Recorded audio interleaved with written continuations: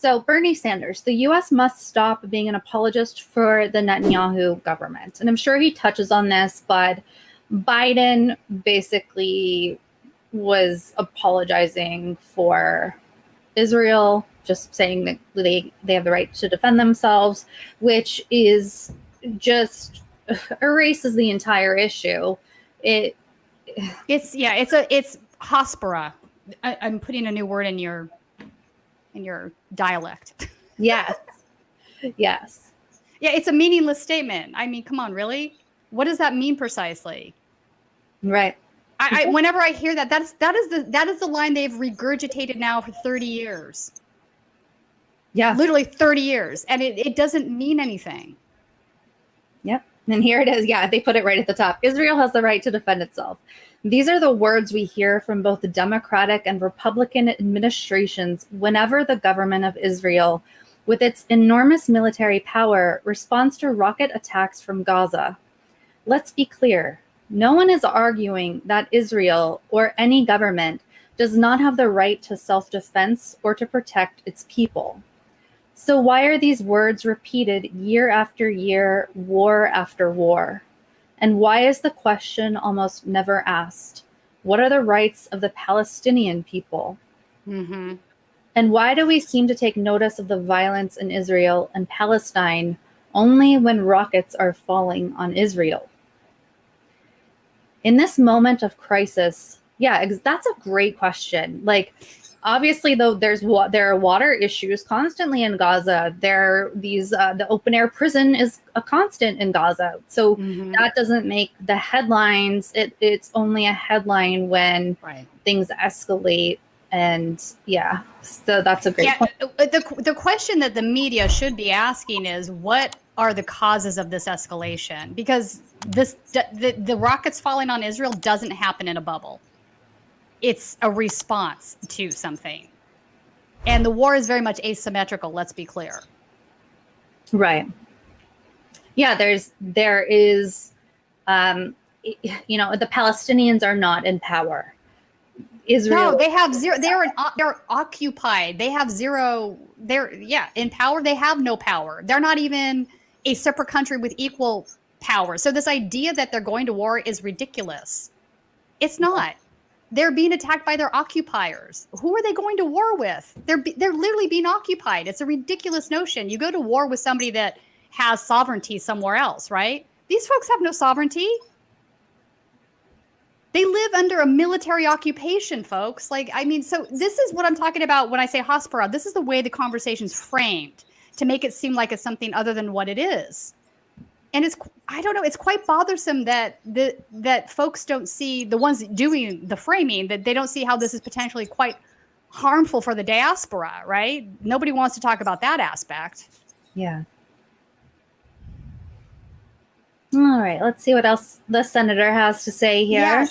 Yes. Bravo for Bernie for speaking up, because very few politicians are willing to do this, although more so do so now, which is we have seen more speak up, interestingly.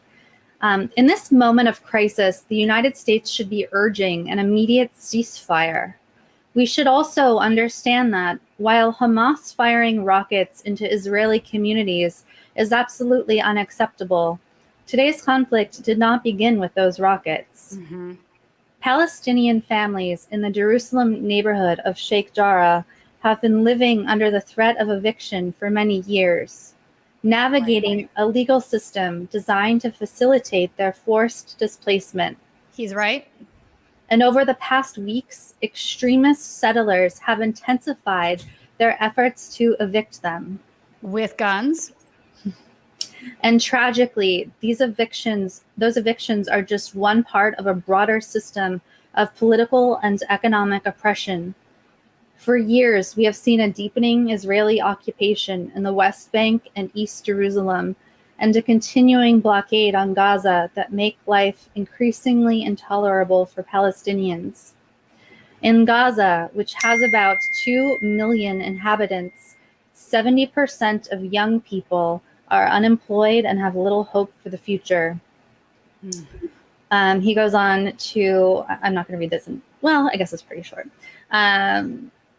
we have seen Benjamin Netanyahu's government work to marginalize and demonize Palestinian citizens of Israel, pursue settlement policies designed to foreclose the possibility of a two-state solution, and pass laws that entrench systemic inequality between Jewish and Palestinian citizens of Israel.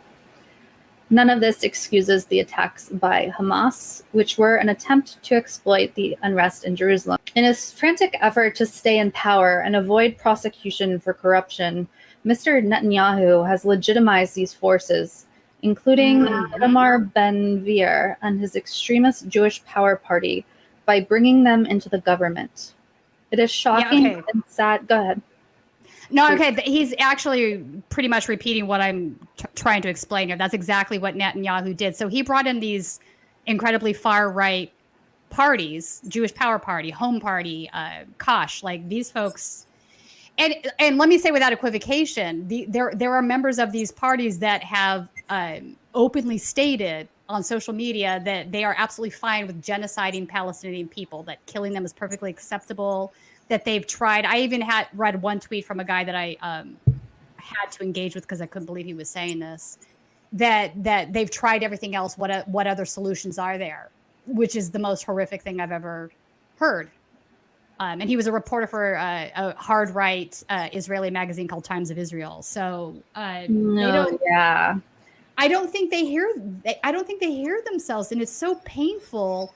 It's painful. It's really like that one in Jerusalem Post was real hard to. It's hard. It's hard for me to stomach. It really is. Haaretz is the one. I like Haaretz. Yeah, they're more left leaning. So when we get Ronnie on the show, Ronnie Barkin on the show, he will have some words for them, though. Oh, really? Yeah. Okay. They seemed more fair, but I don't know. No, they absolutely are. They absolutely are more of a fair news organization. No dispute from me on that.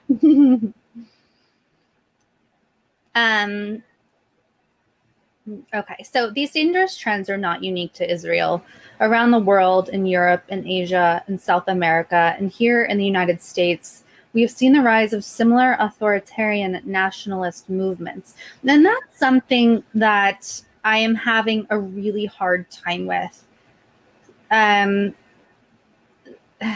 So I think even people who have, good hearts and minds and denounce nationalism in the United States and see that it's bad and wrong and not good. Somehow there's blindness when it comes to Israel. I agree with that. Yeah, and I agree with that. And I have to tell you, it's not helpful. If anything, this is a society, in my opinion, that needs help in this area. They are, if you raise your children to believe all Arabs are evil snakes, these are not my words. These are things that I've heard these folks say from the time they were small. Like this, you can't grow up being constantly told these things and have a healthy perspective about, you just are going to naturally other the other person, right? This is very unhealthy. But I think all decades of this coupled with military, what's the word I'm looking for? You have to serve in the military draft. There's another word. Oh yeah. Yeah. They're required like every 18-year-old.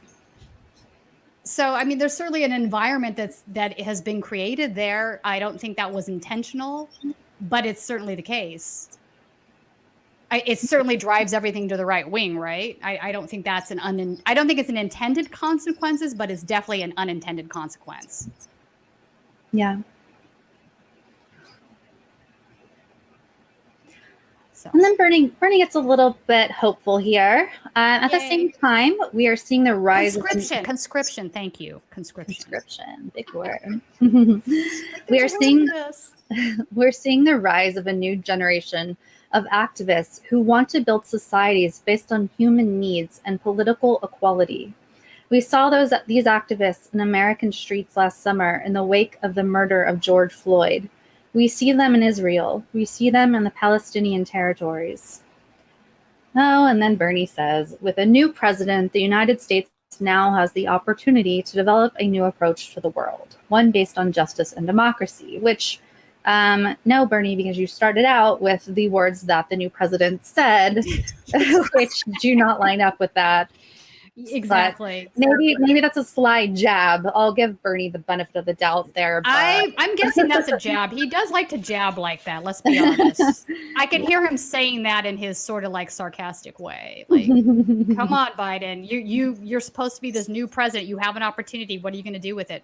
Are you going to piss it away and say like hospital words like Israel has the right to defend herself, which just doesn't say anything? I mean, these words they're meaningless. They don't really talk about or solve the problems that are there. Right. In the Middle East, where we provide nearly $4 billion a year in aid to Israel, which, by the way, all we would have to do to fix this, as far as helping Palestinians not be murdered and helping Palestinian children and women and like innocents not be murdered, would be to withhold this money and say, you're not getting this money if you don't stop murdering innocents. And they would be like, okay. Right. I think aid should have been attached to the non-expansion of illegal settlements a long time ago. I mean, I don't even know how that is a controversial statement and why that wasn't done. That should have been the case. I think because the big driver of the violence has been, for I'd say at least 2 decades, the expansion of the settlements. There's no two ways about that. Yeah, seeing the expansion, the maps of the expansion is very striking. I should have pulled those up, but and that was, again, intentional. It was by design. That was always the plan.